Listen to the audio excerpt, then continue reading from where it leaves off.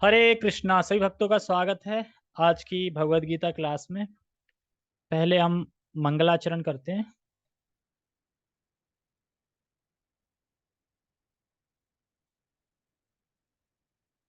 ओम अज्ञानतिमिरान्धस्य ज्ञानञ्जनशलाकया चक्षुरुन्मीलितं येन तस्मै श्रीगुरुवे नमः।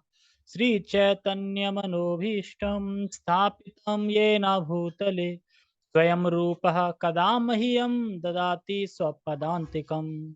वन्देऽहं श्रीगुरो श्रीयुतापदकमलं श्रीगुरून् वैष्णवांश श्रीरूपं साग्रजातं सहगण रघुनाथान्वितं तं सजीवं साद्वैतं सावधूतं परिजनसहितं कृष्ण चैतन्य देवं श्रीराधा कृष्ण पादान् सहगण ललिता श्री विशाखाद्विशांचा।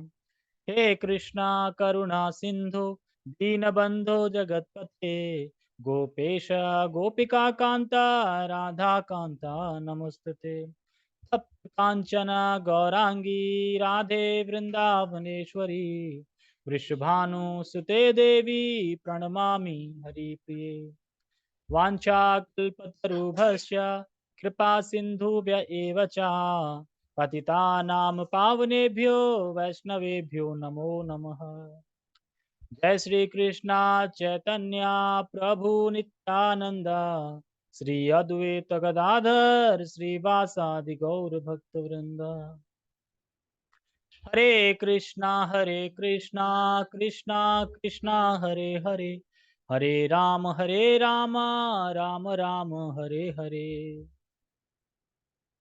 रामाय रामभद्राय रामचंद्राय वेदसे रघुनाथाय नाथाय सीतायाः पतये नमः। नमः ओं विष्णुपादाय कृष्णपृष्ठाय भूतले श्रीमते भक्तिवेदांता स्वामिनि इति नामिने। नमस्ते सारस्वते देवे गौरवाणी प्रचारिणे निर्विशेष शून्यवादी पाश्चात्य देशतारिणे। हरे कृष्णा। तो सभी का बहुत बहुत स्वागत है आज की भगवत गीता क्लास में। तो अध्याय 16 श्लोक क्रमांक 17 को पढ़ेंगे आज हम, जिसमें आसुरी गुणों का वर्णन चल रहा है। और 16.16 में हमने क्या सीखा था, उसमें बताया गया था कि जो असुर लोग हैं वो अनेक भ्रांतियों से, कि यहाँ पे भोग करके मैं सुखी हो जाऊंगा, इस तरह की अनेक भ्रांति से वो भ्रमित रहते हैं। इधर जाऊं कि उधर जाऊं, दिशाहीन रहते हैं, भ्रांत रहते हैं। और बताया था कि मोहजाल, अहम ममेति की भावना से उनकी चेतना आवृत रहती है। अहम ममेति का मतलब क्या होता है? कौन मेरा है? मेरा है? कौन मेरा है?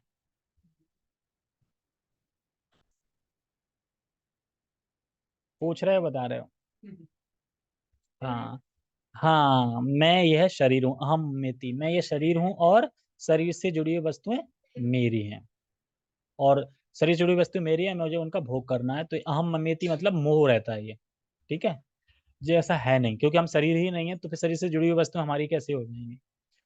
और इसमें बताया था पिछले श्लोक में प्रसक्ता, यानी काम भोग में वह प्रसक्त रहते हैं, इसलिए सोचते नहीं है क्या गलत है क्या सही है। जब काम भावना हो तो फिर दिखाई नहीं देता गलत सही है क्या है। जब कोई चोरी करता है, पैसे मिलेंगे उससे मैं अपनी जो भी मेरी आसक्ति है, जो भी मेरी कामना है वो मैं पूरी करूंगा, तो फिर वो सोचेगा नहीं कि चोरी करना गलत है कि सही है, वो करेगा क्यों? क्योंकि काम से आसक्त है। और बताया था पतंती, और इस कारण से क्योंकि जानते नहीं अच्छा क्या है बुरा क्या है, तो उनका पतन हो जाता है, वह नरक में गिरते रहते हैं। और उनको पता नहीं रहता कि वो नरक में गिरते हैं। अब आज के श्लोक में और आगे असुरी गुणों का वर्णन हो रहा है कि और असुरी लोग क्या क्या करते हैं, क्या क्या सोचते हैं। ठीक है। तो पहले हम श्लोक का उच्चारण करेंगे। आत्म संभावित स्तब्धा धनमानं मदान्विता यजन्ते नाम यज्ञस्ते दम्भेन अविधिपूर्वकम्। आत्मा आत्मसंभावितः स्तब्धः धनमानं मदान्वितः यजन्ते नाम यज्ञस्ते दम्भेना विधिपूर्वकम्। इस श्लोक के उच्चारण समझो। आत्म संभाविता स्तब्धा। आत्म संभाविता मतलब अपने को बहुत मानते हैं। असुर लोग अपने को बहुत मानते हैं, यानी मैं बहुत बड़ा व्यक्ति हूं। अब सोचो, असुर की क्वालिटी जैसे बता नहीं, ऐसा लग रहा है ना कि हैं लोग। जैसे हम पढ़ते जा रहे हैं तो जीवन में लगता है ना कि ऐसे हैं लोग। तो उसी तरीके से भगवद गीता प्रैक्टिकल है। कहाँ 5,000 साल बोलेगी थी, अभी भी देखो प्रैक्टिकल है ना। पढ़ रहे हैं और सामने हो रहा है। तो सारा कुछ बताया गया है। तो कह रहे हैं मैं बहुत बड़ा हूं, बड़ा व्यक्ति हूं, ये भावना रहती है। आत्म संभाविता। स्तब्धा। स्तब्धा मतलब घमंडी। घमंडी होते हैं असुर लोग, जिन्हें या ज्यादा पैसा हो, ज्यादा ज्ञान हो तो घमंड आ जाता है। और क्या कह रहे हैं? और कह रहे हैं धन मानम अदान्विता। इसका मतलब है कि धन और मान के मद से। मद, मद मतलब कि वो जी बता रहे थे, जैसे कोई शराब पी ले तो शराब पी के मद नहीं जाता है वो, मतलब कि मतवाला हो जाता है एक तरीके से। शराब पी के झूमने लगता है, मतलब नहीं है। तो इस तरीके से बता रहे हैं मद, यानी शराब पी के कोई मतवाला हो जाता है उसको बोलते हैं मद। क्यों मद में आ जाता है वो? धन और मान के वजह से। धन और मान का मद इसलिए कर रहे हैं धन मान अदान्विता। और इसे अगर डिटेल में समझे तो बता रहे हैं मदान्वित होके। होके कैसे? धन और मान से। जैसे कि कृष्ण लीला में एक लीला आती है, नल कुबेर और मणिग्रीव। वो सरे में वो नशा करके नहीं धुत थे, है ना। तालाब में लौट रहे थे, फिर नारद जी ने श्राप दिया। तो उन्हें मद किस चीज का था? पैसे का, क्यों मेरे पिता कौन है? कुबेर। तो ये मद है, समझे। तो उस मद में, नशे में, मद उस मदे में चूर थे, ये समझ सकते हैं। तो मदान तो इसी बोल रहे हैं कि बहुत मदान थे, यानी बहुत घमंड था, अहंकार था उनको कि मैं। एक तो ये हो गया कि धन और मान सम्मान। धन और मान दोनों चीज से मद आता है। मद मतलब मद को समझा रहे हैं कि मद होता कैसा है। और मदान्विता, मद तो समझ में आ गया ना कि शराब पी के मत वाला मद हो गया। लेकिन यहाँ क्या बोल रहे हैं? मदान्विता। तो मदान्विता का मतलब होता है कि शराब के नशे में है। और मदान्विता है कि मेरे पास धन और मान है बहुत। मतलब मेरे पास धन है, मान है, और मेरे पिता पैसे वाले हैं, मतलब मेरे पास बहुत पैसा है, इस तरीके से। और अच्छे समझे तो धन मान मदान्विता मतलब मेरा बहुत बड़ा सम्मान है इस जगत में। मैं बहुत धनवान हूँ और मेरा बहुत बड़ा सम्मान है इस जगत में। इस मद से वे मदान्वित रहते हैं, यानी भर जाते हैं। भर समझते हैं मतलब क्या ना, कि तुम्हें तो कूट कूट के भरा हुआ है घमंड, यानी भर जाते हैं। मदान्विता से, मद से भरे हुए रहते हैं। किसी का बहुत ज्यादा सम्मान हो, इस तरीके से। और क्या बोल रहे हैं? और बोल रहे हैं यजंते नाम यज्ञस्ते। और ऐसे इंसान क्या करते हैं? नाम का यज्ञ करते हैं। नाम मात्र का। नाम मात्र समझते हैं? नाम मात्र।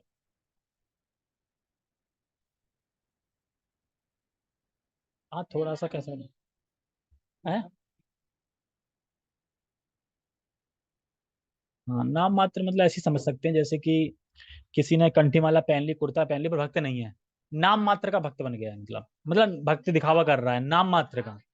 हाँ, तो वही चीज समझ सकते हैं। तो ये कह रहे हैं यजंते नाम यज्ञस्ते। यज्ञ वगैरह करते हैं, नाम मात्र का यज्ञ करते हैं। मतलब ना यज्ञ करने की कोई इच्छा है, ना वो धर्म के लिए कर रहे हैं, ना कोई विनम्रता है।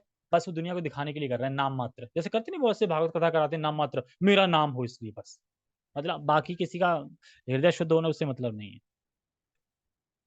तो केवल नाम मात्र के लिए यज्ञ करते हैं।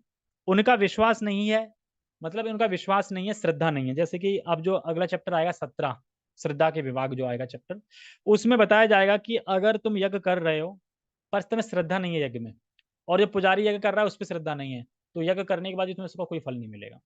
तो उसी तरीके से यज्ञ तो कर रहे हैं, लेकिन ना श्रद्धा है, ना किसी पे कुछ है, ना शास्त्रों को मान रहे हैं, ऐसे ही कर रहे हैं, तो वो नाम मात्र का यज्ञ हो गया इस तरीके से। और कोई फल प्राप्त नहीं था। और क्या है? क्या होता है इससे? दंभे ना अविधि पूर्वकम।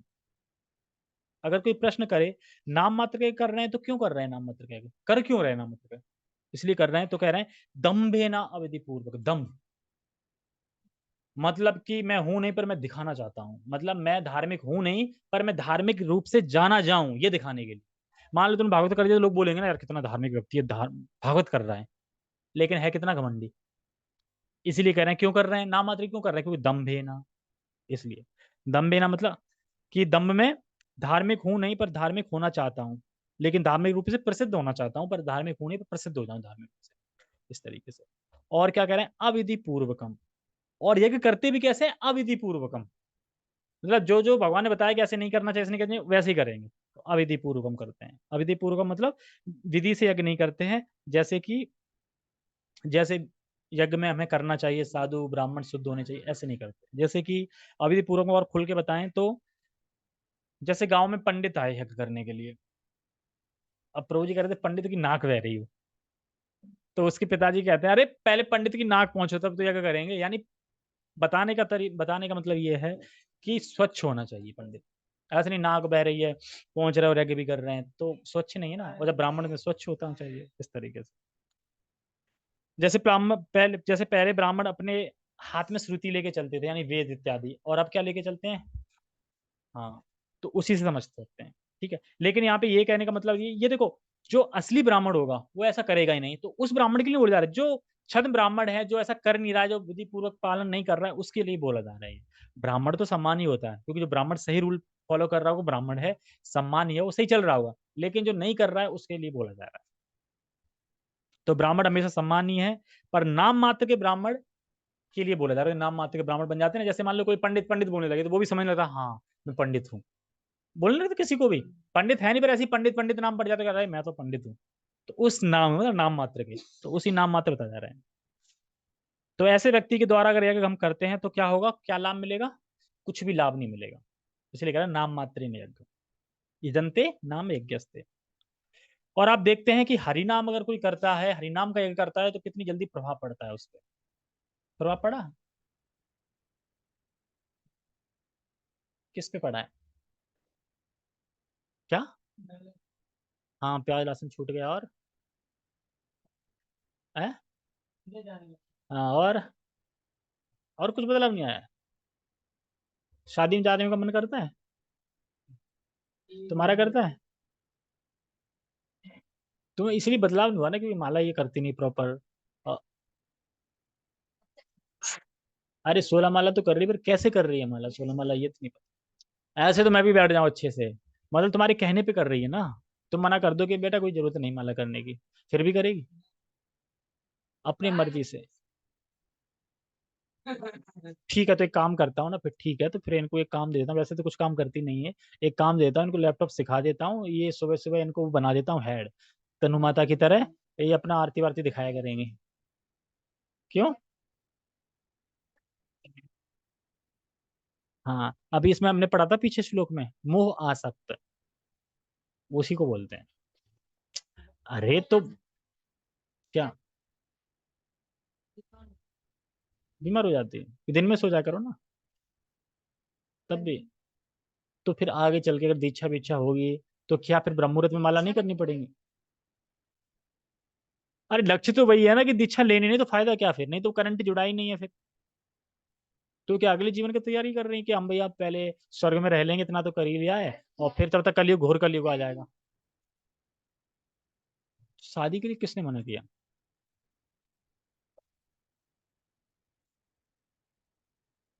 तो फिर शादी करोगी तो शादी वाले से बोल देना भैया इसको सुबह मत जगाना जल्दी।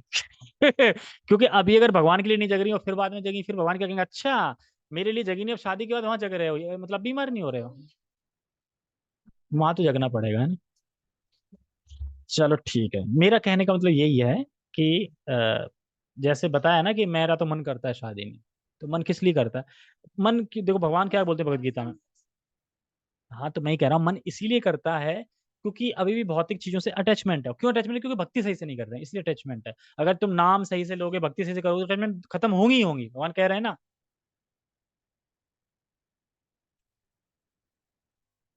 इसको बोलते हैं पता है क्या, इसको बोलते हैं एक्सक्यूज। हाँ, मैं कुछ भी बोलूं उसके पीछे का एक्सक्यूज मिल जाएगा, नहीं इस वजह से। शादी के बाद तो एक घर रह जाएगा ना, फिर करेंगे।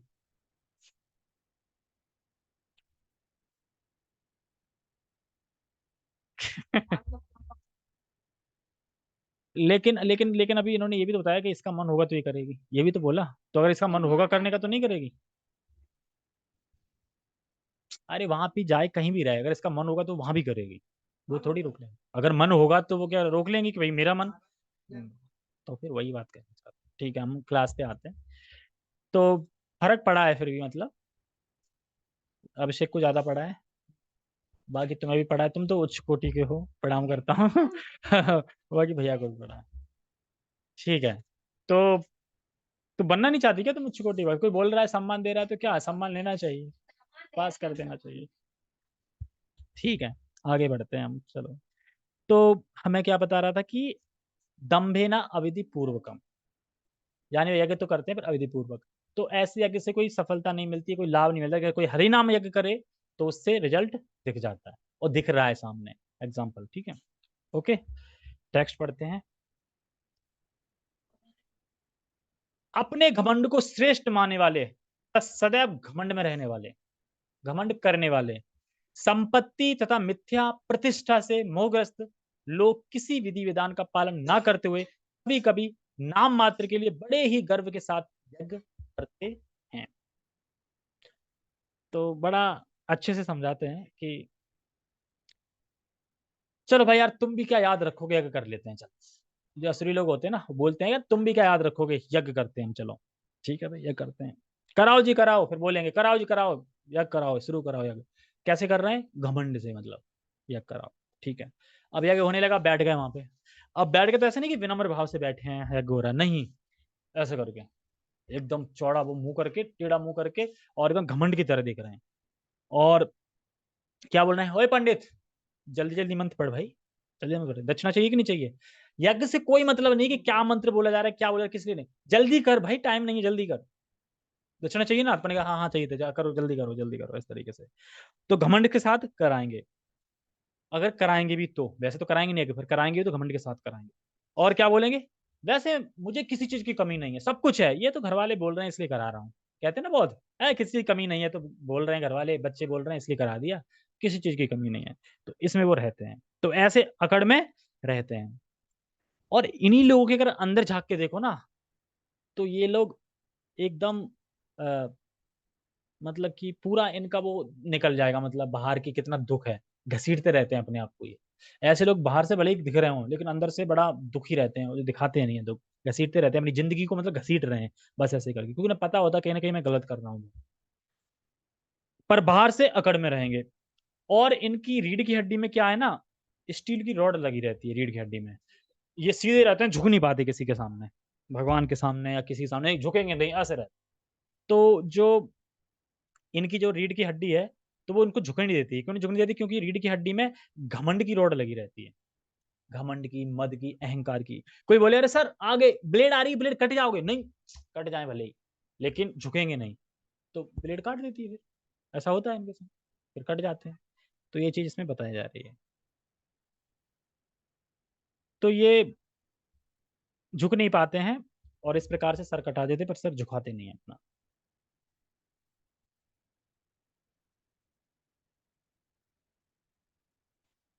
तात्पर्य,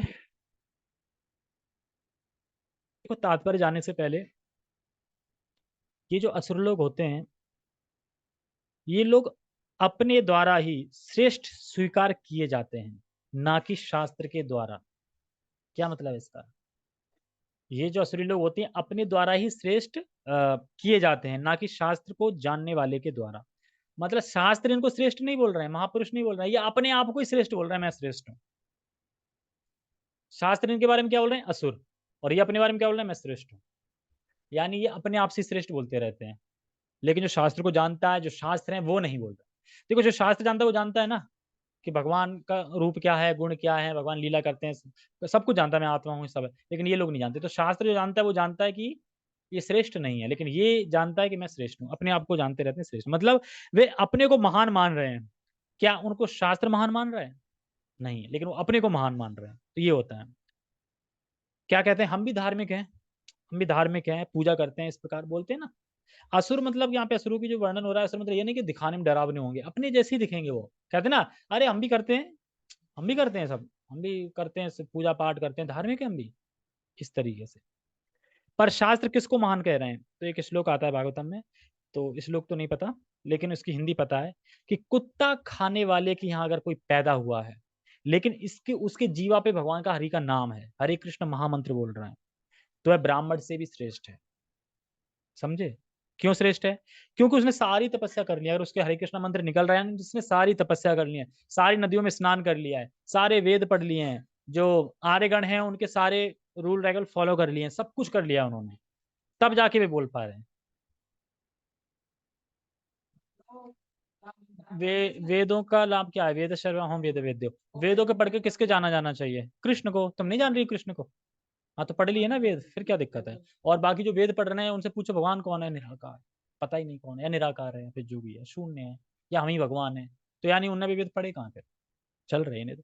यानी जो हरे कृष्ण महामंत्र समझ गया है और जो श्री कृष्ण को भगवान स्वीकार कर रहे हैं, उसने वेद पढ़ लिए हैं, क्योंकि भगवान खुद ही 15.15 में कह रहे हैं ना, सर्वस्व चाहम हृदय सन्निविष्टो मत्ता स्मृत ज्ञान पोहम च वेदस्य सर्वम अहम वेद वेद वेदांत कृत वेद वेदेव चाहम। तो वो खुद ही बता रहे हैं कि वेदों के द्वारा मैं ही जानने वाला हूँ, और मैं ही वेदों को बनाने वाला हूँ, मुझे ही वेदों के द्वारा जाना जाना है। तो अगर आप समझ गए ये सारी बातें, तो यानी वेदों को समझ लिया। अभी तो पीछे तो पढ़ा था ये श्लोक। तो शास्त्र किसको महान कह रहे हैं? जो जप कर रहा है। और असुर क्या सोच रहा है? मैं महान हूं। वो शास्त्र को मानते नहीं, वो सोचते हैं कि मैं महान हूं। तो शास्त्र के हिसाब से हमें समझना चाहिए कि कौन भगवान है, कौन महान है, कौन महान नहीं है। तो ये लोग लोभ के कारण, ये आगे बताया जाएगा कि ये लोग लोभ के कारण सन्यास का वेशभूषा भी धारण कर लेते हैं। सन्यास का है ना, अपने भागवत में पढ़ा था कि इंद्र सन्यास वेश रख के वो गाय चुराने आए थे। तो एग्जाम्पल दे रहे थे ना कि लोग भी करेंगे कलयुग में, अब कर रहे हैं ना, सन्यासी वेश धारण कर ले। क्यों? क्योंकि लोग सम्मान करें, ताकि है नहीं सन्यास की कोई योग्यता नहीं है, पर वेशभूषा धारण कर लेते हैं। क्यों कर लेते हैं? लोभ के कारण। और भागवत कथा करेंगे। देखिए जी, हमारी फीस 10,000 है एक दिन की, और अगर संगीत वंगीत होगा तो 5,000 और एक्स्ट्रा लगेंगे, 15,000। चढ़ावा जो आएगा वो पूरा मेरा होगा, ठीक है, आपका कुछ नहीं होगा। और अलग स्पेशल हमें व्यवस्था चाहिए, पहले ही सारा कुछ है। अब इन लोगों से भागवत करा के फायदा क्या? भागवत में खुद ही कह रहे हैं कि जो लोभ के कारण भागवत कर रहा है, जो अपनी जीविका चलाने के लिए भागवत कर रहा है, उसके भागवत का कथा का सार ही चला जाता है। तो तुम बदलाव क्या होगा? तुम कुछ नहीं बदलाव होगा। उससे अच्छा टीवी भी देख लो फिर। क्यों इतना खर्चा कर रहे हैं? एक टीवी लगा दो, बड़ी डिस्प्ले, और लोगों को बिठा दो, उसी पे दिखा दो, खर्चा बच जाएगा सारा। जब तुम्हें कुछ लाभ ही नहीं चाहिए भागवतम का, तो फिर तो ऐसे कर दो ना, ये सारा झंझट क्यों करके पैसा खर्च करना। तो यही चीज भागवतम में आती है। तो कथा किससे सुननी चाहिए? जो कृष्ण का भक्त है, और जो परंपरा में है, प्रामाणिक रूप से है, जानता है, कोई फीस नहीं है। आप जो दान दे दो, डोनेशन अलग होता है, फीस अलग होती है। मान लो कि मैं गीता क्लास पढ़ा रहा हूँ, बोलूँ देखो 100 रुपये फीस लगेगी गीता क्लास की, तो मैं जो बोल रहा हूँ उसका कोई लाभ नहीं है, सार खत्म। लेकिन आप एज ए डोनेशन देना चाहो, जैसे कुछ भी कि मैं दान दे रहा हूँ अपनी मर्जी से, तो स्वीकार है वो। लेकिन ये नहीं कि मैं फीस रख दूं इसके लिए। फीस की मीनिंग में और डोनेशन की मीनिंग फर्क होता है। डोनेशन अपने आप आता है जितना मिले, फीस मैं मांग रहा हूँ कि मुझे इतनी चाहिए, इस तरीके से, ठीक है। तात्पर्य,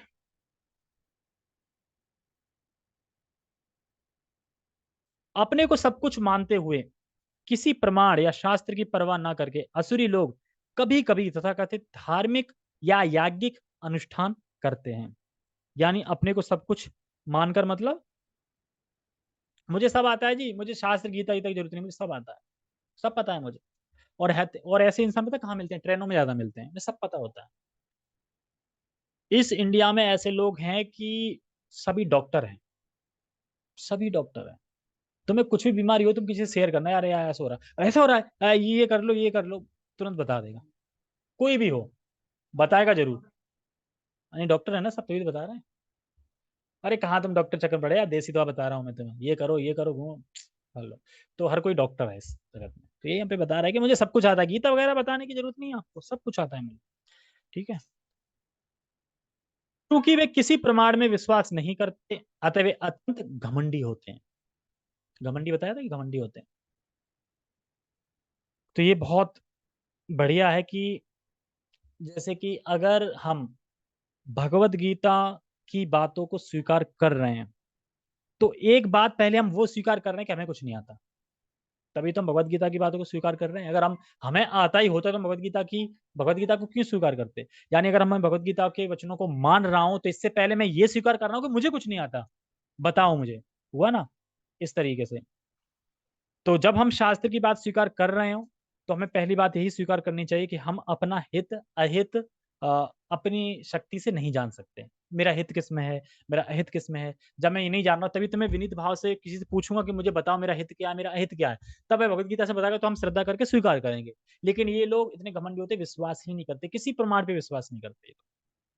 जैसे कि चैतन्य चेतामृत में कि सनातन गोस्वामी पद बोलते हैं कि अपनार हित अहित कुछ नहीं, मतलब कि जो ग्रामवासी हैं वो मुझे पंडित पंडित बोलते हैं, पर मैं तो अपना हित अहित कुछ नहीं जानता हूँ। तो चैतन्य महाप्रभु कहते हैं आप बताइए। आता है सनातन गोस्वामी, मैं कौन हूँ, मैं क्या हूँ, ये तीन ताप क्यों सदा, मैं अपना हित कुछ नहीं जानता हूँ, और मुझे आप बताइए मैं कौन हूँ और मेरा क्या है, इस वगैरह वगैरह।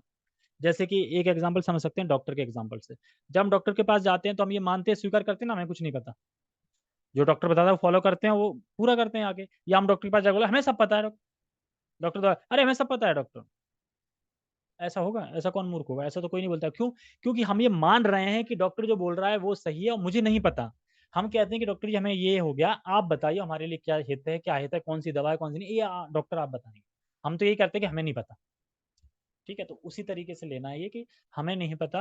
अ, हम गीता को, बातों को, वचनों को स्वीकार कर रहे हैं, और जो हमारा हित अहित है, जो हमारे लिए है वो बताइए। लेकिन असुर लोग ऐसा नहीं मानते प्रमाण को। ठीक है, कम से कम इतनी नम्रता तो होनी चाहिए ना कि मुझे अपना हित और अहित नहीं पता। लेकिन इन लोगों में नहीं होता। ये कहता है हमें सब पता है, गीता गीता सब पता है।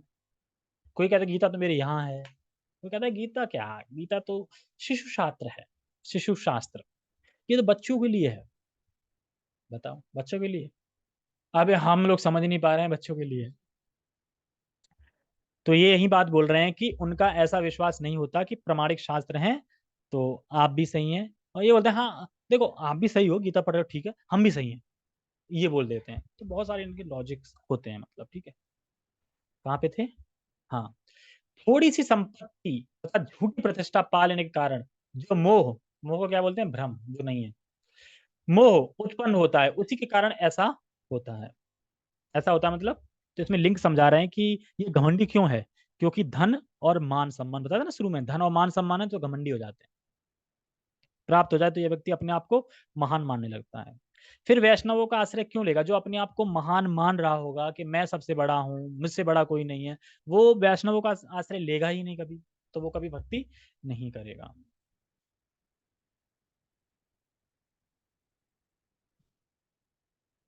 कभी कभी ऐसे असुर उपदेशक की भूमिका निभाते हैं। ये तो पता ही है ना, ट्रेन में मिलते हैं बहुत, उपदेशक बन जाते हैं, कुछ बताने लगते हैं ना, कहीं भी जाओ कोई ना कोई। ये साइकिल लाइन में भी लगे होंगे तो वहां भी मिल गए होंगे, मिल जाते हैं ना। बताने लगते हैं हाल तुरंत। पता कुछ नहीं है, कौन सी यूनिवर्सिटी से पढ़ के आए पता नहीं, ज्ञान कहाँ से लिया पता नहीं, किसने बताया वो प्रमाणिक था कि नहीं पता नहीं, बस किसी सुन लिया और बस वो मान लिया और वही बता रहे हैं। तो इस तरीके से होता रहता है। कहाँ पे थे? हाँ, लोगों को भ्रांत करते हैं और धार्मिक सुधारक या ईश्वर के अवतारों के रूप में प्रसिद्ध होते हो जाते हैं। ऐसा हुआ ना कि कई लोग भगवान बन जाते हैं, मैं ही भगवान हूँ, प्रसिद्ध हो जाते हैं, मतलब भगवान के नाम से कि हाँ ये भगवान है यार।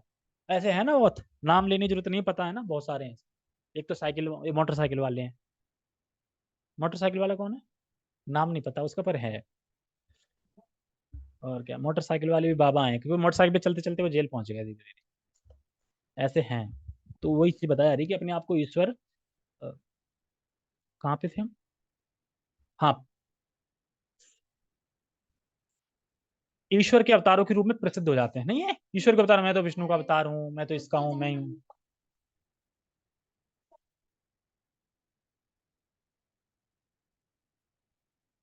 प्रभुपाद जी को भगवान क्यों नहीं मानते? सबसे ज्यादा तो फॉलोवर इस्कॉन के ही है ना। फिर बताओ, क्या ठीक है? बताओ, क्यों नहीं मानते?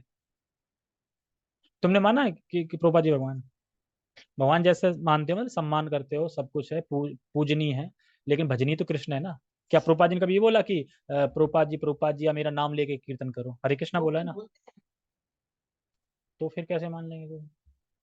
क्योंकि वह भभूत दिखा के कुछ भी निकाल देते हैं ना, भभूत से कुछ भी प्रकट कर देते, तो लोग क्या मानेंगे? अगर कोई अभी दिखा दे कुछ भी निकाल के, तो क्या मानोगे चमत्कार?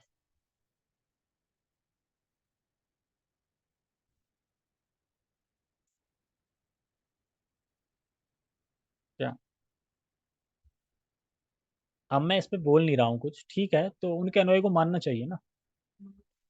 ठीक है। अभी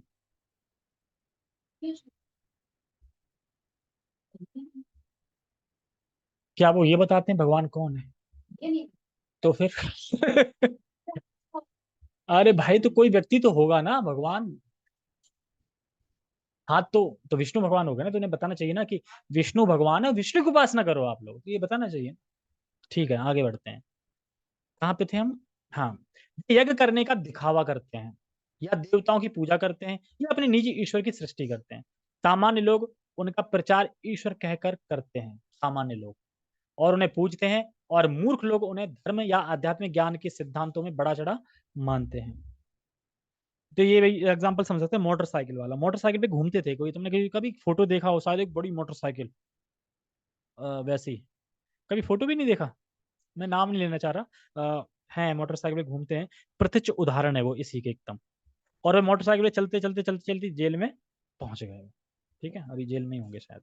तो प्राय ऐसे लोगों को वो अपने आप को प्रस्तुत करते हैं कि मैं भगवान का अवतार हूँ। समझ गए? प्रस्तुत कैसे करेंगे? कुछ भभूति दिखा के, कुछ चमत्कार करके प्रस्तुत करते हैं कि मैं भगवान का अवतार हूँ, मेरा सम्मान करो आप, इस तरीके से। जबकि शास्त्र में वर्णन है, कलयुग में भगवान अपने रूप में आते ही नहीं है। कलयुग में सिर्फ हरि नाम संकीर्तन करने के लिए चैतन्य महाप्रभु आते हैं। कलयुग में कहाँ आते हैं? कलयुग में भगवान जो आते हैं, चैतन्य महाप्रभु आते हैं। फिर वह जो कल के अवतार आएंगे, वो तो मारने के लिए आएंगे लास्ट में। ठीक है। तो कलयुग में अवतार किसका? चैतन्य महाप्रभु संकीर्तन के रूप में आते हैं, जो भक्ति करना सिखाते हैं। क्योंकि वो भक्ति करना इसलिए सिखा रहे हैं कि भैया सीख जाए तो ठीक है, नहीं तो फिर मैं दूसरा रूप लेके आऊंगा, वो लास्ट में फिर मैं बोलूंगा नहीं कुछ, फिर मैं गीता नहीं सुनाऊंगा, फिर मैं सीधा युद्ध करूंगा, इस तरीके से। तो क्या बोल रहे हैं यहाँ पे? यही बता रहे हैं कि और मूर्ख लोग ये समझ नहीं पाते कि भगवान कौन है, और स्वीकार कर लेते हैं, तो उनको मूर्ख बोला जा रहा है।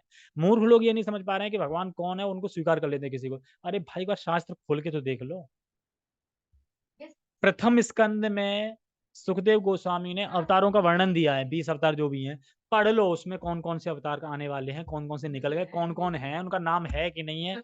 नहीं तो भाई कह रहे मूर्ख इसलिए बोल। शास्त्र से बात होती है, मुंह से तो मैं कुछ भी बोल दूं, मुंह से तो मैं ही भगवान हूँ, अब बताओ। हाँ, झूठे, तुम्हारी जुबान झूठी है। ठीक है। तो लोग भ्रमित हो जाते हैं। चैतन्य महाप्रभु की लीला में आता है कि बलभद्र भट्ट आचार्य थे, वो एक बार महाप्रभु के साथ साथ वृंदावन आ रहे थे। तो वो कहते हैं, महाप्रभु, पता है रात को मैंने, लोग बोल रहे थे कि रात को कृष्ण आए थे और कालिया पे डांस कर रहे थे। चैतन्य महाप्रभु ने एक झापड़ दिया, शास्त्र नहीं पढ़े तुमने? शास्त्र क्या वर्णन कर रहे हैं? कलयुग में भगवान स्वयं रूप लेके आते हैं क्या? तो कौन थे? फिर अगले दिन पता चला कि मछुआरा था, और वह चिलम वो मशाल लेके ऐसे घुमा रहा था, और लोग सोच रहे थे कि वो कालिया पे कृष्ण नाच रहा है। ऐसे मतलब, तो कुछ भी बोल दें तो वहीं से बस हो जाती। तो शास्त्र से समझना चाहिए कि भगवान के बारे में ये नहीं है कि विभूति निकाल दी किसी ने, कुछ किसी का कुछ कर दिया, किसी कुछ कर। देखो, चमत्कार हमारे शिला प्रभुपाद जी भी दिखा सकते थे, लेकिन चमत्कार को नमस्कार करते हैं लोग, ऐसा नहीं करना था, उन्हें प्रेम से भक्त बनाना था। हरिनाम में ही इतनी ताकत है, वरना प्रभुपाद जी सब चमत्कार दिखा सकते थे, लेकिन उन्होंने नहीं दिखाया है, क्योंकि फिर वो ऐसे आकर्षित नहीं करने चाह रहे थे लोगों को चमत्कार के द्वारा। प्रेम से आए, समझे चीज को। क्योंकि चमत्कार से आएंगे तो फिर वो कभी धाम नहीं जा पाएंगे। धाम तो भी जा पाएगा जो फिलोसफी को समझे, शास्त्र क्या बोल रहे हैं, भगवान कृष्ण कैसे हैं, क्या गुण हैं उनके, फिर कैसे भक्ति करनी है प्रेम भाव से, क्योंकि प्रेम से ही हम जा सकते हैं, चमत्कार देख के नहीं जा सकते, इस तरीके से। तो अब और बाकी विष्णु के चौकीदार तो बहुत सारे हैं, उनमें से एक जय विजय भी हैं।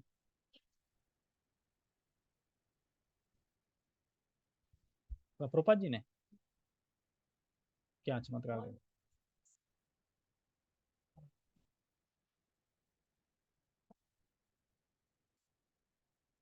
अच्छा।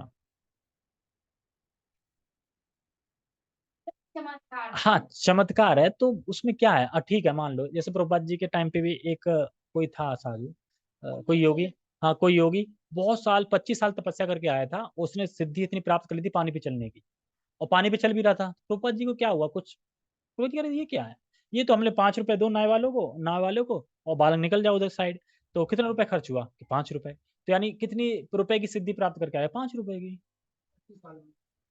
टाइम वेस्ट नहीं किया, अगर सोच के देखो, धाम तो पहुंच नहीं रहे तुम उससे, पानी पे चल गए तो मैं उस चीज से नाव से पार कर लूंगा। तुम पैर से करोगे, मैं नाव में 5 रुपए दे के कर लूंगा, तुम फ्री में कर लोगे। इतना ही तो हुआ, तो तुमने 25 साल तो अपने वेस्ट कर दिए ना।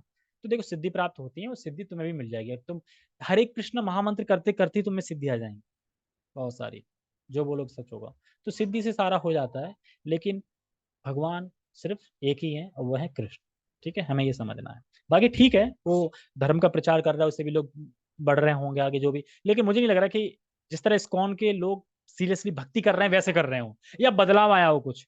नहीं, जब तक अपने हृदय में बदलाव नहीं आया तब तक तुम फायदा क्या हुआ, वो तो तुम्हारा टाइम वेस्ट ही हो गया ना पूरा। तुम में बदलाव नहीं आया, तुम्हारी क्रोध कम नहीं हुआ, गुस्सा नहीं कम हुआ, लोभ कम नहीं हुआ, काम करो, लोभ तो बैठे बढ़ ही रहे हो, उसमें फायदा क्या है उस चीज। जब तक ये बैठे हैं तो तुम जा ही नहीं सकते ऊपर कहीं पे। तो वही चीज है। आगे बढ़ते हैं। वे सन्यासी का वेश धारण कर लेते हैं और उस वेश में सभी प्रकार का अधर्म करते हैं, ये तो पता ही है। वास्तव में इस संसार से विरक्त होने वाले पर अनेक प्रतिबंध होते हैं। मतलब कोई विरक्त चाह रहा है तो उसे प्रतिबंध लगते हैं ना, स्त्री से संपर्क नहीं कर सकता, बातचीत नहीं कर सकता, काफी प्रतिबंध होते हैं। लेकिन ये असुर इन प्रतिबंधों की परवाह ही नहीं करते। इस तरीके से वे सोचते हैं कि जो भी मार्ग बना लिया जाए वही अपना मार्ग है। मतलब क्या बोल रहे हैं प्रभुपा जी, यथा मत तथा पथ, इसी को बता रहे हैं। मतलब जो मार्ग है ना वही सही मार्ग है, ऐसा लोग बोलते हैं कुछ। रूपात जी कटाक्ष करके ही बोल रहे हैं कि जो भी पथ आपका पथ का चुनाव कर लो, या जो भी पथ आप लोगे उसी से भगवान का साक्षात्कार हो जाएगा। ठीक है, तो मैं पथ लेता हूँ दारू पीने वाला, मिल जाएंगे भगवान।